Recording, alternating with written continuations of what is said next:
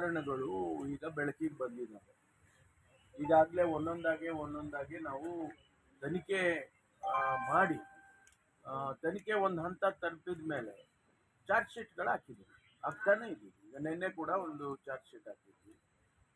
ಸತತವಾಗಿ ಈಗ ಅದು ಬೋವಿ ನಿಗಮ ಇರ್ಬೋದು, ದೇವರಾಜ ಅರಸು ಟ್ರಕ್ ಟರ್ಮಿನಲ್ ಇರ್ಬೋದು, ವಾಲ್ಮೀಕಿ ನಿಗಮ ಇರ್ಬೋದು, ಆಮೇಲೆ ಬೇರೆ ಇನ್ನೂ ಜಂತಕಲ್ಲು ಗಣಿ ಹಗರಣದಿರ್ಬೋದು, ಇಂಥದ್ದು ಎಲ್ಲ ಒಂದೊಂದೇ ನಾವು ತನಿಖೆ ಮಾಡಿ ಒಂದು ಹಂತ ತಲುಪಿದಾಗ ಚಾರ್ಜ್ ಶೀಟ್ ಹಾಕ್ತೀವಿ. ಒಂದು ತಾರ್ಕಿಕ ಹಂತಕ್ಕೆ ತೊಗೊಂಡೋಗ್ತೀವಿ, ಅದನ್ನು ಬಿಡೋದಿಲ್ಲ.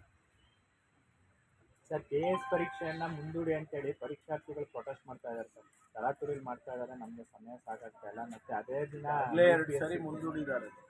ಅದ್ರ ಬಗ್ಗೆ ಹೆಚ್ಚು ಮಾಹಿತಿ ಇಲ್ಲ. ನನಗೆ ಚರ್ಚೆ ಮಾಡಿದಾಗ ಅಷ್ಟೇ ನಮ್ಗೆ ಗೊತ್ತಾಗಿತ್ತು. ಈಗ 2 ಬಾರಿ ಮುಂದಕ್ಕೆ ಹಾಕಿದ್ದಾರೆ.